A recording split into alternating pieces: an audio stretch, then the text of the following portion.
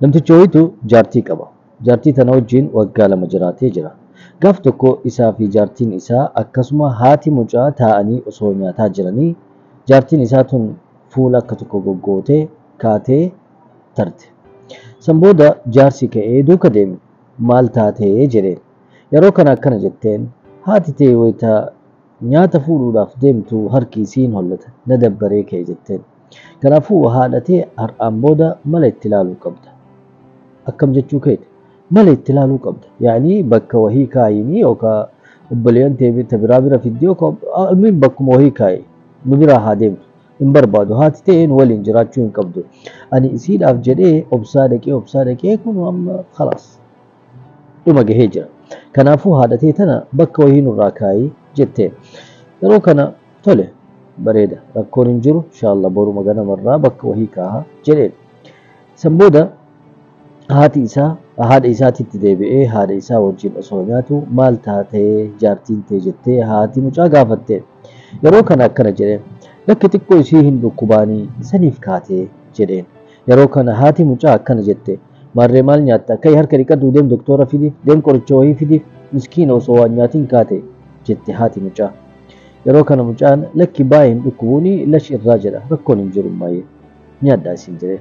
San booda haadha isaa wajjin nyaatee erga geesse haadha isaa tana irraa harka dhiqee gara kutaa ol seenanii haadha ofii ciibsee jechuudha. Rafi jedheen jechuudha.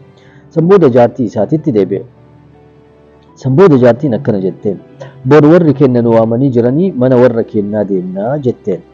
Tole rakkoon hin jiru jedheen.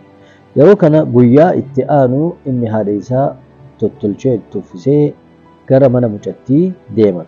Ol seenanii haasa'uu jalqabanii san booda nyaanni hin dhihaatee yeroo nyaanni dhihaatetti haadha isaa sufraa irraa dhabe mucaan.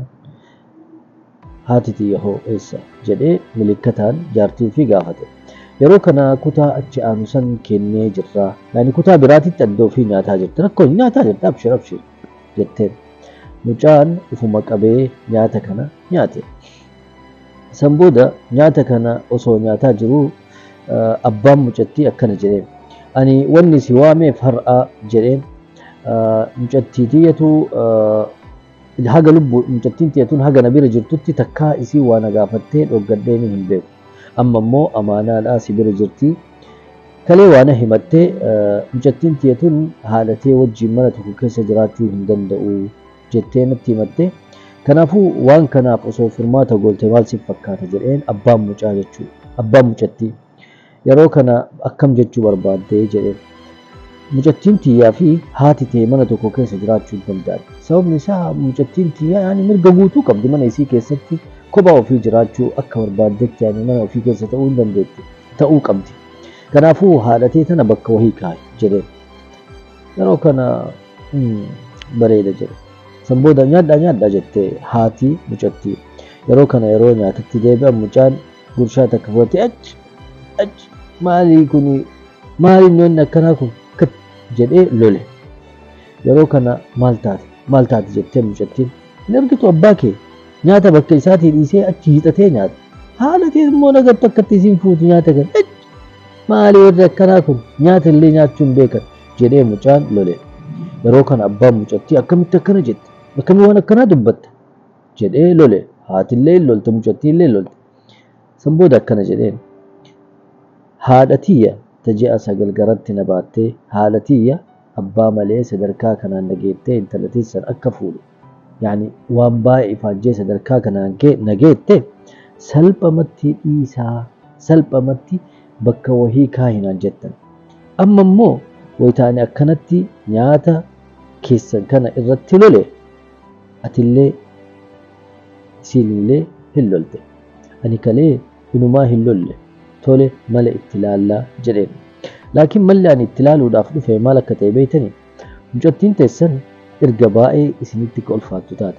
Erga akka gaafa isiin dhalatte irraa waan isin barbaaddu hundaa gootaniif ammallee isinuma biratti haftu waan barbaaddu san godhaaf jedhee gara kutaa sanii deemee haadha ofii fudhatee kifiliidhaa bahee deemee jedhama. Haadha ji'a sagal guutuu garassi baattee haadha wayitaatti beeloytu qabdee nyaata siif kennitee haadha ta'e ta'uu ta'ati dhukkubsattetti hin rafne nama jiruu ta'etitti dabalte jechaaf haadha ta'e hin gatin. Haati waa hundaa ol. Haati bakki isii bakka nama hundaa ol jechuu si barsiisa seenaan kun.